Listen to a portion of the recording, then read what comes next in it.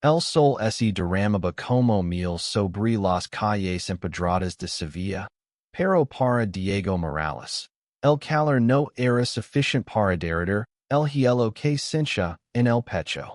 Había aceptado planear la fiesta de compromiso de su exnovio, Álvaro, porque pensó que podía dejar el pasado atrás, que su talento brillaría por encima de los recuerdos. Pero las palabras que escuchó esa mañana, solo el gay decorador, cortaron como un cuchillo, resonando en su mente mientras colgaba guirnaldas en la plaza. Diego, de 28 años, tenía manos ágiles y un ojo para los detalles que transformaba cualquier espacio en una obra de arte. Su cabello castaño ondulado caía sobre su frente mientras ajustaba una lámpara de papel, y sus ojos, de un marrón profundo, escondían una tormenta de emociones. Era un sevillano orgulloso, criado entre los aromas de Azahor y las sombras de la Giralda, pero hoy su ciudad parecía más hostil que nunca. Había construido su carrera como organizador de eventos desde cero, y cada flor, cada mantel, cada luz que colocaba en la plaza era una extensión de su alma. Pero para algunos, solo era el gay decorador, una etiqueta que lo reducía a una caricatura. A su lado, Elena Ramírez, su mejor amiga, de 30 años, trabajaba en silencio. Su cabello negro brillaba bajo el sol, y su rostro, con rasgos suaves pero decididos, mostraba una mezcla de empacho y rabia contenida. No les hagas caso, Diego, dijo, mientras lo pasaba una caja de velas aromáticas. Son idiotas que no ven más allá de sus narices. Elena, también sevillana, había sido su apoyo desde la universidad. Cuando Diego salió del armario y enfrentó el rechazo de su propia familia. Ella sabía lo que significaba esta fiesta para él. No solo era un encargo, sino una oportunidad para demostrar su valía. Incluso frente a Álvaro, el hombre que una vez lo amó y luego lo dejó por una vida más aceptable. La plaza de Santa Cruz estaba viva con los preparativos. Mesas cubiertas de lino blanco, centros de mesa con rosas y naranjas, y un arco de luces que Diego había diseñado para enmarcar la noche. Todo era perfecto. O lo sería, si no fuera por las miradas y los murmullos. Algunos de los amigos de Álvaro, que pasaban por la plaza supervisando, no se molestaban en bajar la voz. ¿Quién contrató al gay ese para decorar? Seguro que Álvaro lo hizo por lastima. Dijo uno, riendo. Diego apretó los dientes, sus manos temblando mientras ajustaba una guirnalda. No era la primera vez que enfrentaba desprecio, pero esta vez dolía más. Porque Álvaro estaba en el centro de todo esto, y porque, a pesar de todo, Diego sentía algo por él. Álvaro Vega, de 29 años, era el tipo de hombre que atraía todas las miradas.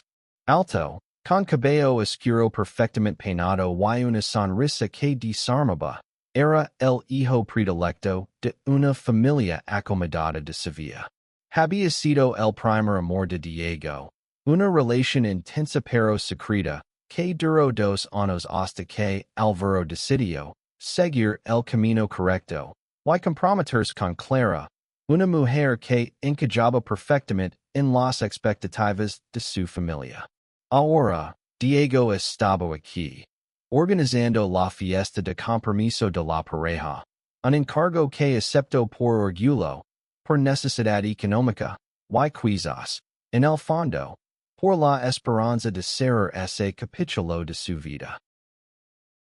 Mientras el sol se ponía, Elena se acercó a Diego y le puso una mano en el hombro. Esto es más grande que ellos, Diego. Esta fiesta va a ser la mejor que se haya visto, y lo harás por ti, no por Alvaro. El asencio, pero las palabras seguían resonando, solo el gay decorador. No sabía entonces que esas palabras, tan crueles, serían el combustible para una transformación que nadie, en esa plaza podía imaginar. Diego se puso a trabajar con más intensidad, ajustando cada detalle con precisión quirúrgica. Las luces colgantes destellaban como estrellas, y el aroma de las flores llenaba el aire. Pero en su mente, una idea comenzaba a formarse, una idea tan audaz que lo asustaba. No sería solo el decorador esta noche. Sería algo más. Algo que cambiaría todo. La noche cayó sobre Sevilla como un manto de terciopelo, y la plaza de Santa Cruz se transformó en un sueño. Las luces que Diego había colgado titilaban suavemente, reflejándose en los vasos de cristal que llenaban las mesas. Los invitados comenzaban a llegar, vestidos con elegancia. Sus risas mezclándose con el sonido de una guitarra flamenca que tocaba en un rincón. Diego observaba desde un lateral, con un nudo en el estómago. Cada sonrisa, cada brindis, era un recordatorio de que esta fiesta no era para él, sino para Alvaro y Clara. Clara López, de 27 años, era una mujer de belleza clásica, con ojos verdes y una elegancia natural que parecía sacada de una pintura de Velázquez. Era amable, educada, y completamente ajena al pasado entre Diego y Alvaro. Cuando contrató a Diego, lo hizo por recomendación de un amigo en común, impresionada por las fotos de sus eventos anteriores. Tienes un don. Lo había dicho con una sonrisa sincera. Diego quiso odiarla, pero no pudo. Ella no tenía la culpa de las decisiones de Alvaro. Mientras Diego supervisaba el servicio de catering, Alvaro apareció en la plaza, impecable en un traje azul oscuro. Sus ojos se encontraron por un instante, y Diego sintió un vuelco en el corazón. Alvaro desvió la mirada rápidamente, como si el contacto visual fuera un delito. Ese gesto dolió más que cualquier insulto. Diego se obligó a concentrarse en su trabajo, revisando que las mesas tuvieran suficientes copas y que las velas estuvieran encendidas. Pero no podía ignorar la presencia de Alvaro, que ahora reía con sus amigos, los mismos que lo habían humillado horizontes. Elena, que estaba ayudando con los últimos detalles, notó la tensión en el rostro de Diego. No dejes que te afecte, susurró. Esta es tu noche para brillar, no la de ellos. Diego sonrió débilmente, pero sus pensamientos estaban en otra parte. Recordó las noches en las que él y Alvaro pasaban por el río Guadalquivir, planeando un futuro que nunca llegó. Recordó las promesas rotas, las lágrimas, y la sensación de ser insuficiente. Ahora, aquí estaba, decorando la vida perfecta de Alvaro, mientras él era reducido a un chiste. Uno de los amigos de Alvaro, un hombre corpulento llamado Javier, se acercó a Diego con una sonrisa burlona. Hoy, decorador, las luces están geniales. ¿También haces bodas? Aunque supongo que tú no tendrás una pronto, ¿no? La risa de Javier fue como un puñetazo. Diego mantuvo la compostura, respondiendo con un cortés, gracias. Espero que disfrutes la noche. Pero por dentro, algo se rompió. No era solo el insulto. Era la acumulación de años de miradas, comentarios y rechazos. Era el peso de ser el otro, el que no encajaba. Mientras la fiesta continuaba, Diego se retiró a un rincón de la plaza, donde las sombras lo pertigen de las miradas. Sacó su teléfono y comenzó a buscar algo, cualquier cosa que le diera una salida. Fue entonces cuando vio un anuncio. El local donde se celebraba la fiesta, una antigua casa palacio, en el corazón de Sevilla, estaba en venta. El precio era astronómico, pero una idea loca comenzó a tomar forma en su mente. ¿Y si compraba el lugar? La idea de comprar la casa palacio era absurda, pero no podía sacársela de la cabeza. Diego no tenía el dinero, en idolillos. Su negocio de eventos apenas le permitía pagar el alquiler de su pequeño apartamento en Triana. Pero mientras observaba la fiesta desde las sombras, algo dentro de el cambio. No era solo sobre Álvaro o los insultos. Era sobre reclamar su lugar en el mundo, sobre dejar de ser una nota al pie en la historia de otros. Volvió al centro de la fiesta, donde los invitados bailaban al ritmo de una sevillana. Elena lo interceptó, notando el brillo extraño en sus ojos. ¿Qué estás tramando? Preguntó, con una mezcla de curiosidad y preocupación. Diego sonrió, una sonrisa que no había mostrado en años. Algo grande, Elena. Algo que vaya a cambiar todo. No dio más detalles, pero su mente estaba trabajando a toda velocidad. Esa noche, después de que los últimos invitados se fueron y las luces se apagaron, Diego se quedó en la plaza, mirando la fachada de la casa palacio. Era un edificio majestuoso, con arcos de estilo mudéjar y un patio interior que parecía sacado de un cuento. Había algo poético en la idea de convertir ese lugar, donde lo habían humillado, en un símbolo de su triunfo. Pero primero, necesitaba un plan. Al día siguiente, Diego se reunió con Elena en una cafetería cerca de la catedral. Le contó su idea, esperando que ella lo disuadiera, pero en cambio, Elena se emocionó. Y es una locura, pero es tu locura, dijo. Si alguien puede hacerlo, eres tú. Juntos comenzaron a trazar un plan. Diego contactó a un agente inmobiliario para obtener más información sobre la casa palacio.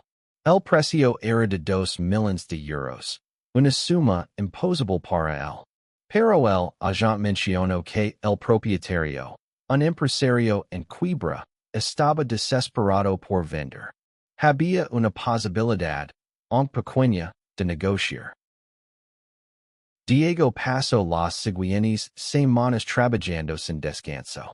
Durante el día, organizaba eventos más pequeños, y por la noche, estudiaba finanzas y buscaba inversores. Contactó a antiguos clientes, personas que habían quedado impresionadas con su trabajo. Uno de ellos, un empresario madrileño llamado Rafael, mostró interés. Rafael, de 45 años, era un hombre pragmático pero con un lado visionario. Había asistido a varios eventos organizados por Diego y admiraba su talento. Si logras un plan sólido, podría considerar invertir, le dijo en una videollamada. Diego sintió una chispa de esperanza.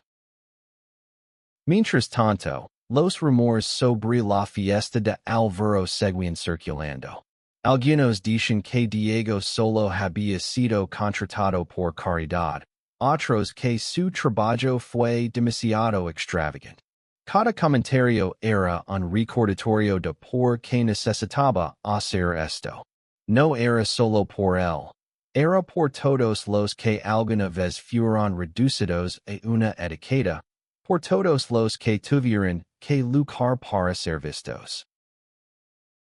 Diego sabía que comprar la casa palacio era un salto al vacío, pero estaba dispuesto a arriesgarlo todo. Con la ayuda de Elena, elaboró un plan de negocios detallado. La idea era convertir la casa palacio en un espacio multifuncional. Un lugar para eventos exclusivos. Una galería de arte. Y un centro comunitario para apoyar a la comunidad LGBT en Sevilla. Diego quería que fuera un lugar donde nadie se sintiera solo el decorador. Rafael, el empresario madrileno, quedó impresionado con el plan. Es ambicioso, pero tienes vision, le dijo. Acordando que Rafael aportaría el 70% del capital, mientras que Diego cubriría el resto con un préstamo bancario, y sus ahorros. Era un riesgo enorme, pero Diego estaba decidido. Firmó los papeles con manos temblorosas, sintiendo el peso de lo que estaba a punto de hacer. La noticia de que Diego estaba intentando comprar la casa palacio se extendió rápidamente por Sevilla.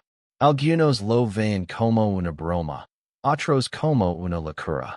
Alvaro, que se enteró por un amigo en común, lo llamó una noche. Y es verdad lo que dicen.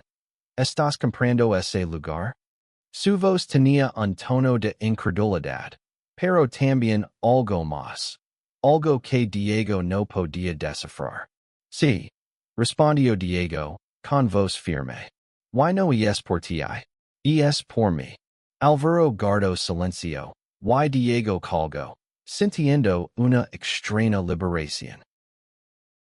El proceso de compra fue un torbellino.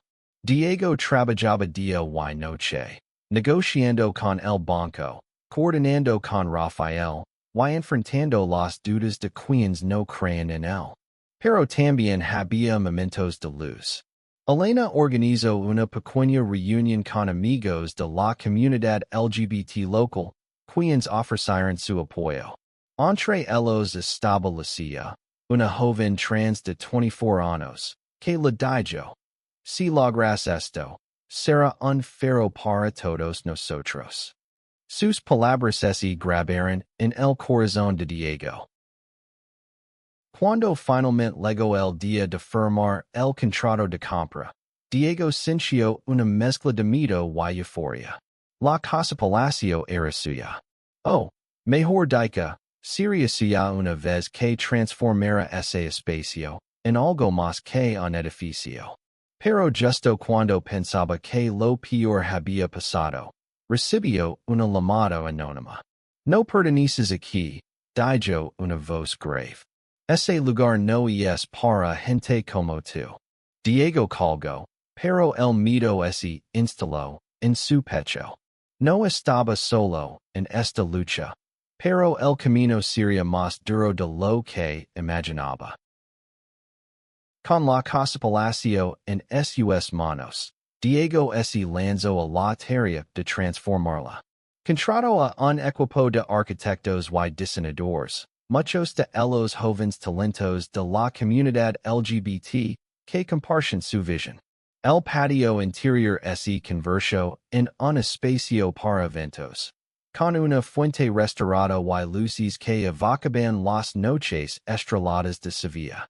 Las salas superiores se transformaron en galerías de arte, y una sección del edificio se destinó a talleres y reuniones comunitarias. Elena fue su mano derecha en todo el proceso.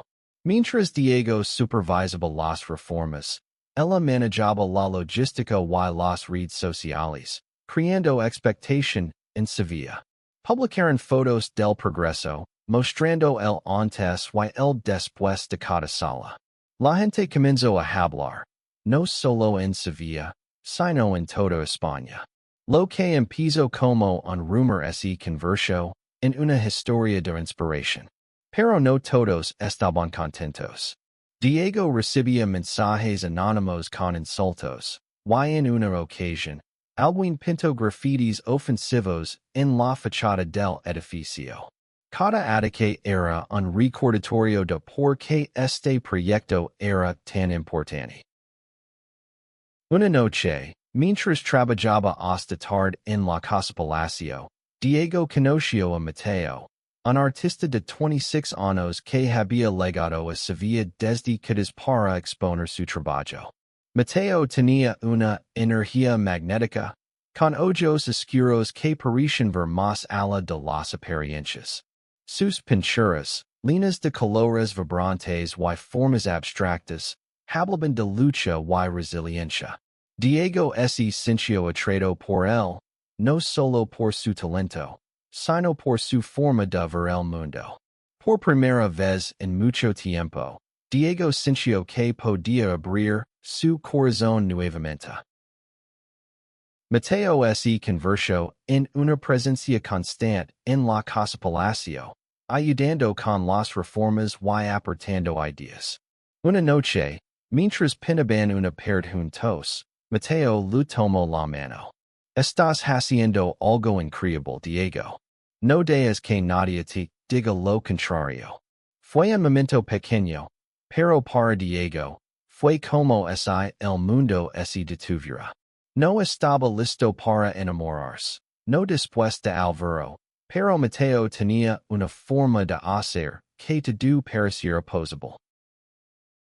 Mientras tanto, la apertura del espacio se acercaba. Diego planeó un evento inaugural que sería la antítesis de la fiesta de Alvaro, inclusivo, vibrante, y lleno de vida. Invitó a artistas, activistas, y miembros de la comunidad LGBT de toda España. Pero a medida que la fecha se acercaba, los ataques anónimos se intensificaron. Diego sabía que no todos aceptarían su sueño, pero no estaba dispuesto a rendirse. El día de la inauguración llegó, y la casa palacio brillaba como nunca. El patio estaba lleno de mesas decoradas con flores frescas, y las galerías exhibían obras de artistas emergentes. La música llenaba el aire, una mezcla de flamenco moderno y pop, que hacía vibrar a los invitados. Diego, vestido con una camisa blanca y un calico azul que resaltaba su figura, estaba en el centro de todo, saludando a los asistentes con una sonrisa que escondía sus nervios. Entre los invitados estaba Lucia, que había traído a un grupo de amigos trans y queer de Sevilla. También estaba Rafael, el empresario, que miraba el lugar con orgullo. Pero lo que Diego no esperaba era ver a Alvaro entre la multitud. Estaba solo, sin Clara, y su rostro mostraba una mezcla de sorpresa y arrepentimiento. Diego lo ignoró, enfocándose en su discurso de apertura. Este lugar, dijo Diego, subiendo a un pequeño escenario, no es solo un edificio. Es un hogar para los que nunca se sintieron bienvenidos. Un espacio para los que fueron llamados solo algo. Aquí, todos somos más que etiquetas. Los aplausos resonaron. Y Diego sintió que, por primera vez, estaba exactamente donde debía estar. Mateo se acercó a él después del discurso, con una copa de vino en la mano. Lo lograste, dijo, con una sonrisa que iluminó la noche. Diego lo miró, y por un momento, olvidó el pasado, los insultos, y el miedo. Solo existen los dos, en medio de un sueño que ahora era real. Pero la noche no estuvo exenta de tensión. Un grupo de manifestantes se reunió fuera, gritando insultos y sosteniendo carteles contra el evento. Diego, con el apoyo de Elena y Mateo, salió a enfrentarlos. Este lugar es para todos, dijo con voz firme. Si no pueden aceptarlo, váyanse. La multitud se dispersó, pero Diego sabía que la lucha no había terminado. Los meses siguientes fueron un torbellino. La casa palacio, ahora llamada el refugio, se convirtió en un punto de referencia en Sevilla. Los eventos se llenaban. Las galerías atraían a visitantes de toda Europa, y los teleras daban apoyo a jóvenes queer que buscaban un lugar seguro. Diego, con la ayuda de Elena y Mateo, seguía innovando, creando un espacio que era más que un negocio. Era una comunidad. Alvaro intentó contactarlo varias veces, enviando mensajes de disculpa y pidiendo reunirse. Diego, ahora más seguro de sí mismo, respondió con cortesía pero firmeza: Mi vida ya no gira en torno a ti. Había encontrado algo más grande que el amor de Alvaro, el amor propio y el amor de una comunidad que lo valoraba por quien era.